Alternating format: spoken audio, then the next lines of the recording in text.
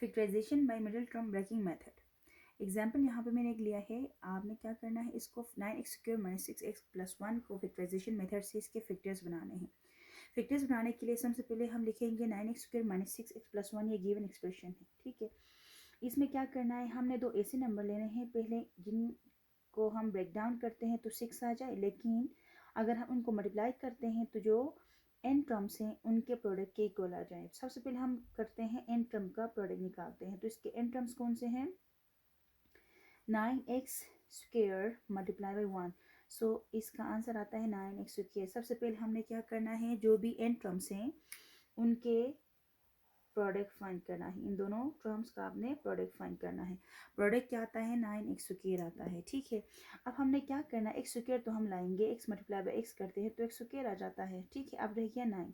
अब 9 को हमने ऐसे ब्रेक डाउन करना है कि इनको प्लस या माइनस करने पे -6 आ जाए, लेकिन हमारे पास प्रोडक्ट में प्लस आंसर आया है तो हमने क्या करना है, दो सेम साइन लेने होंगे, या तो दोनों प्लस में हो या दोनों नेगेटिव साइन के साथ हो। तो सबसे पहले हम क्या करते हैं, 9 के फैक्टर्स बनाते हैं। 9 के फैक्टर्स में जब बनाती हूँ तो 3 3 9 होता है, ठीक है, 9 1 9 होगा। अब जब मैं 3 मल्टीप्लाई बाई 3 कर लेती हूँ तो ये 9 आ जाता है। अगर मैं -3 मल्टीप्लाई बाई -3 करती हूँ तब भी ये +9 ही आ जाता है।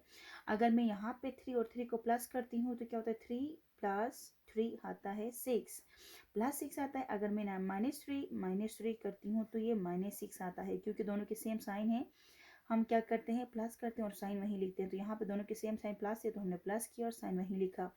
यहाँ पे हमने क्या किया, दोनों के साइन सेम है तो दोबारा हमने उनको प्लस किया और साइन हमने वहीं लिखनी है जो इधर गिवन होगी, तो माइनस साइन हमने लिखा, तो 6 -6 इसमें आ रहा है।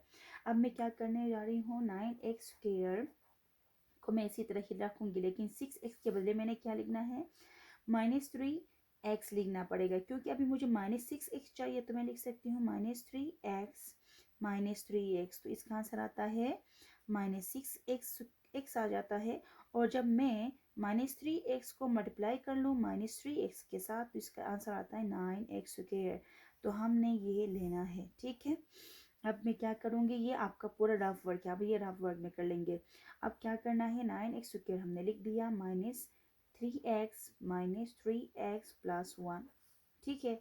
अब हमने दोनों में देखना है क्या ऐसा नंबर है जो दोनों में कॉमन आए, बिल्कुल है, वो है 3 भी है और उसके साथ एक x भी है, क्योंकि इधर x2 है और इधर एक x⁻1 है, तो हम x को बाहर कॉमन लेते हैं तो क्या होता है, अब 3 हाउ मेनी टाइम 9 होता है, 3 3 ज़ा, सो 3 हमने इधर लिखा, एक x हमने बाहर लिखा हुआ है तो एक x अंदर रह जाएगा, और इसके बाद माइनस इधर लिखेंगे और 3x पूरा बाहर आ गया तो इधर क्या बचेगा, 1 बचेगा। अब यहाँ पे इन दिनों में हम देखते हैं तो 3x+1 है तो कुछ भी कॉमन नहीं आ रहा, तो हम क्या लिखेंगे, -1 कॉमन लेते हैं।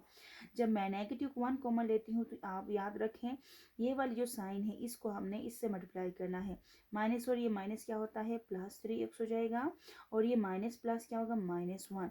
अब हम इसलिए मल्टीप्लाई करते हैं क्योंकि दोबारा जब हम इसको इन साइड मल्टीप्लाई कर लें तो ये प्रीवियस वाला एक्सप्रेशन ही आ जाए, ठीक है।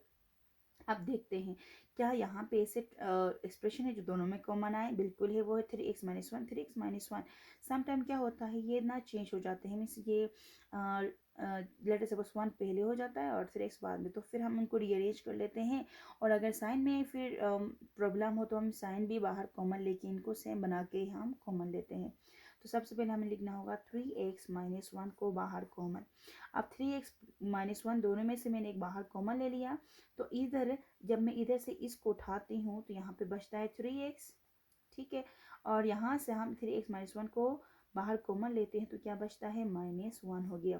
तो यहाँ पे इसके फैक्टर्स क्या आ गए, 3x - 1 3x - 1, हम इसको सिंपली 3x - 1 होल पावर 2 भी लिख सकते हैं, क्योंकि जब बेसिस सेम है तो इनके पावर हम प्लस कर लेते हैं, तो ये पूरा सेम है तो ये 2 टाइम हम इसके लिख सकते हैं। तो समटाइम क्या होता है कि यहाँ पे सेम आ सकते हैं, समटाइम ये डिफरेंट हो सकते हैं, तो ये लाजमी नहीं है कि हमेशा ये सेम आ जाए या हमेशा ये डिफरेंट आ जाए, ये सेम भी आ सकते हैं, डिफरेंट भी आ सकते हैं। सो 9x² - 6x+1 के फैक्टर्स क्या होंगे, 3x - 1 multiply by 3x - 1 that is equal to 3x - 1 whole square.